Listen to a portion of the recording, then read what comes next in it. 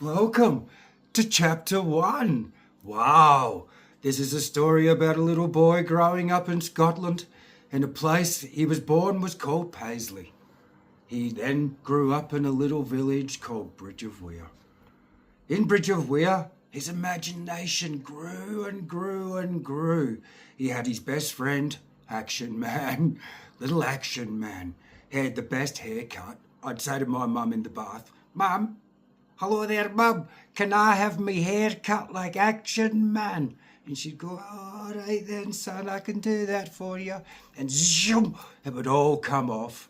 Then me and Action Man would take off.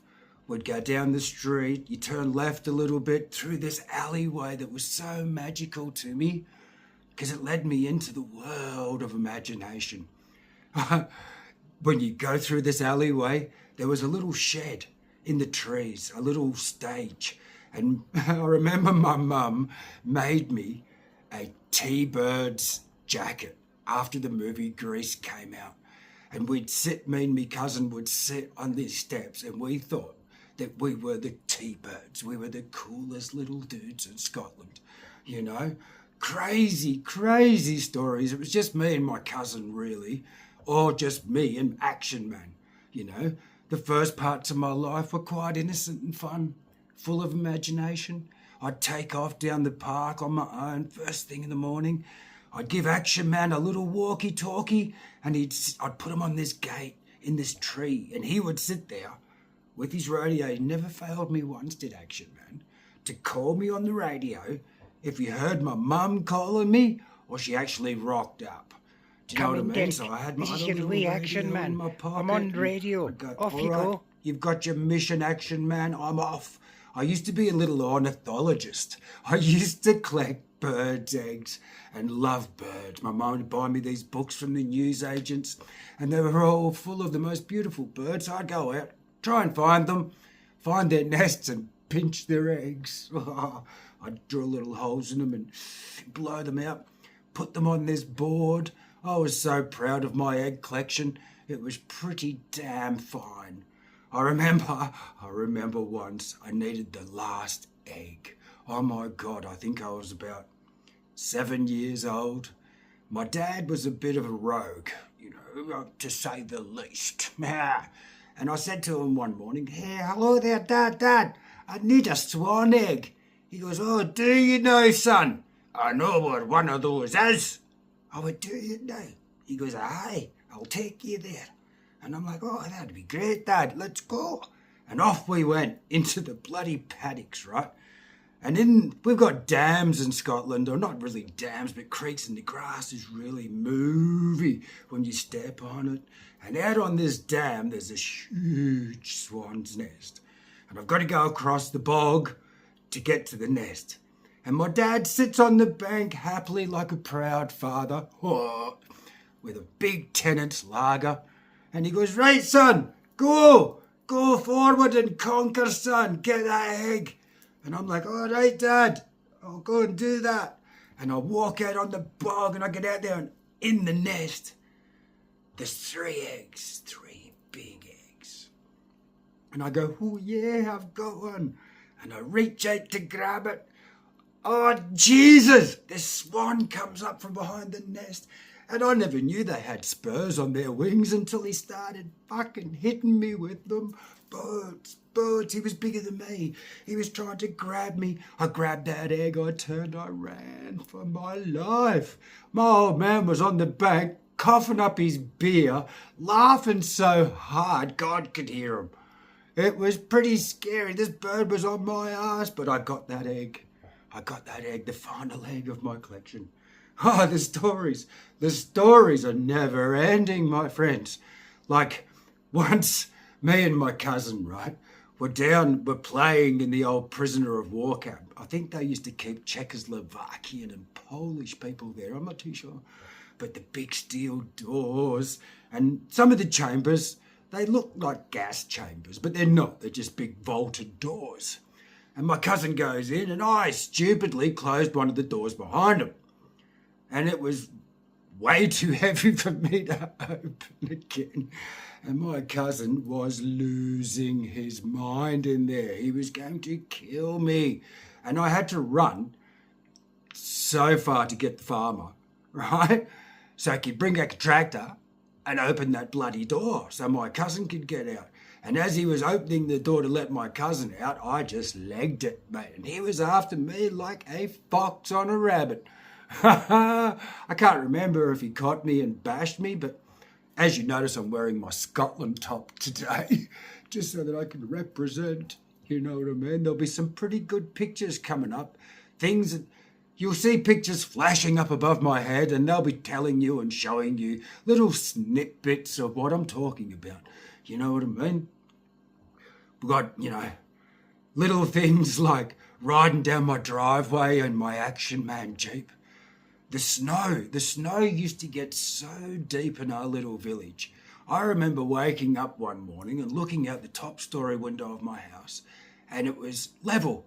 The snow was so deep it went right across. I couldn't even see the houses across the road. And I hear my mum yelling to me from down in the kitchen, "Oh, Derek, are you up yet? Aye, Mum, come down here. You got to do something for me." I'm like, "All right, Mum." Down the stairs into the kitchen. And she goes, "Right, get some coal." I'm like, "Oh, all right, Mum." And she goes, "You're going to have to dig a tunnel because the snow is so deep, son." And I'm like, "All right then, Mum." Open the door and I've got to dig a tunnel. Through the snow, down the side of the house, around the corner. And lo and behold, I hit a snow cave above the coal bunker. And there's my cat, Toby. Whoa, Toby, what a cat. The blackest of blackest cats you've ever seen in your life. My dad found this little kitten in Chrysler where he worked at his toolbox. And it was a little black feral kitten. And he had black paws, black everything.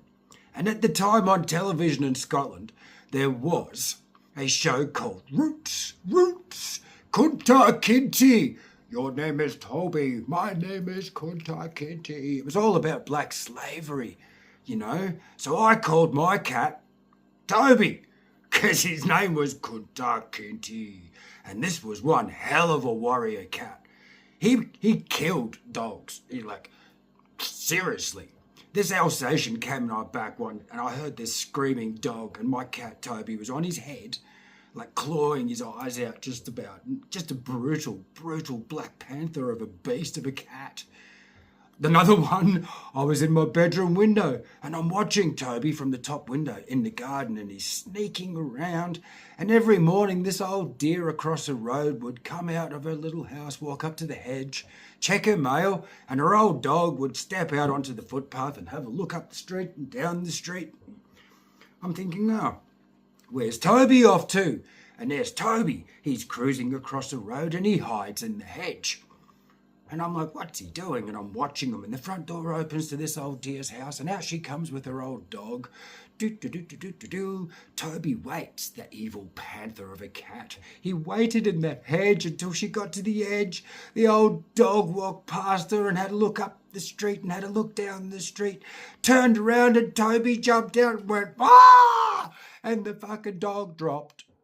It dropped. Oh, Hardy. Oh, she was devoed. My cat just walked away going, "Yeah, just drop that dog." But Toby, the blackest of blackest cats ever, also had a red setter called Murphy, right, who was the craziest dog ever. And I'd be in the bath as a little child, like baby, and he would come up and jump in the bath, or he would grab me by the big toe and pull me out of the bath. And drop me on the floor. That same bathroom, me and my next door neighbour flushed foamy bath stuff in the toilet, and we filled up the whole room with foam. And my mum came up and was wondering what we were doing, because silence from little toddlers is not good. And she opened the door and she couldn't find us for ages because we were in this foam party like Ibiza. It was so sick. But punishment, of course, prevailed. At night, my mum, the only way she could keep me in bed, right, was to tell me that there was an alligator under my bed. And if any parts of my body hung off that bed, the alligator would grab me and take me under the bed and eat me. So I'd lay in bed terrified. I ain't moving, man. If I move, that alligator's gonna eat my ass. And I didn't want that at all, you know. But growing up in Scotland, we had a Plumbo van. You call them the ice cream vans here in Australia. Plumbo van. It was like Eddie Murphy, mate. Ice cream! Ice cream! You didn't care, mate. As soon as you heard that bloody bell, do-do-do-do-do-do, coming down the street into Southview Crescent, we'd all run out to this lamppost and he'd pull up. That's the first time I ever seen Nutella in a little plastic thing with a little spoon, and it was just like the sickest shit ever. I was like, wow, Nutella. But yeah, crazy things in that street when I grew up. I remember they were fixing the lampposts one day. This is how I learnt not to touch these things. And the door was off and the lights humming, and this little dog walked up and pissed in this hole and got blown across the street. I think it was dead. I didn't go check because it was smoking. It scared me so much I ran home and told my mum that the poles were killing things. Well, that's what it looked like to me, you know. And then when I wasn't in this little town of Bridge of Weir, I'd go see my grandma and my Uncle Huey. What a man. My Uncle Huey is so burnt into my memories as being the most legendary uncle I've ever had. He used to take me, I was a Celtic supporter. Celtic, right? And I've still got all the Celtic songs in my head, or songs that I used to hear, like 67, and I will never walk alone, will never walk alone. And violence, man, soccer violence at its fucking finest. At its finest, mate. We'd have to go on this bus to matches in Scotland, in Glasgow, right? And we go through the Protestant section and the Rangers supporters would bloody hell shit at us. And it was just a undermining violence of religious beliefs and played out into two soccer teams. It was insanity. Insanity. I think my best memory ever was going to Wembley Stadium with my uncle. Scotland's in the World Cup. We beat England 2-1. The crowds go bloody mental. They start ripping up the turf of Wembley, breaking the goalposts. My Uncle Huey's like, gets a piece of turf and he's holding my hand and he's like a little dwarf from Elrond, mate. He's just a weapon. His hands are like clubs. And he hands me this piece of turf and he says, son, there's my bit of turf, Daddy, let that go. I said, no, Uncle Huey, I've got it. And he grabs me by the hand and he starts running down the pitch. And there's this big Englishman running towards us in his English shirt. And my Uncle Huey's sprinting like this wee dwarf. And he launches in the air and he grabs this man and he goes, crack, right there on his head and knocks him down, lands on his chest and starts screaming at him like, can your mother stitch? Get her to stitch that then, you Sassenach. And he'd split the top of his nose and he looked at me and he goes, aye, let's go, son. And the atmosphere was like a battle. The Scottish battle with broadswords and full on, mate. But it wasn't. It was just a fucking soccer match. And it was insane. Check out the footage. It was crazy. But one of my best memories ever, because it was just the incredible feeling of unity in Scotland at that time. Everyone was Scottish, you know, cultural pride. Celtic. I even got a signed shirt from Uncle Hugh, 13 players of Celtic. Sold it back to the club many, many years later. But more so about my childhood. You know, as you can see, I've had a very varied childhood. It was very crazy in Scotland. I think my dad thought he was Chuck Norris or something. He'd done martial arts. I think he was the third Dan Black. I'm not too sure. But he made sure that I was going to learn martial arts, little kung fu. Everybody was kung fu fighting. Do-do-do-do-do-do. It was as fast as lightning. Not really. Karate, mate, from the age of 3 till I was 12. I think his goal was for me to be the youngest black belt ever to come out of Scotland. He used to train me like I was a little Bruce Lee. Spread my legs, sit on bricks, run, catch up, picking me up by the back of the hair to make me run faster. Non-stop. No, after that my childhood was shit. All I did was martial arts 3 nights a week. Boring. Hunt rabbits, poach trout, because, you know, my upbringing was class segregation. That was it. Rich, poor. The rich were the peasants. The poor were the peasants, and the rich lived on this hill called Snob Hill with a big gated community way back in the day. Village was full of tanneries for Saab and all sorts of things, but the poor were still the poor. We weren't allowed to fish. We weren't allowed to hunt. We weren't allowed to do shit, so we would, of course, just steal it. Spoolie and trout. Tickle, my dad could trickle a trout. We'd just go poaching. Do you know what I mean? Because back then it was how you survived. It was Scotland. It was the rich against the poor and the poor against the rich. Robin Hood, the Sheriff of Nottingham. All that kind of palaver, you know? But karate, I'll show you this book, right? That was so... My nightmares.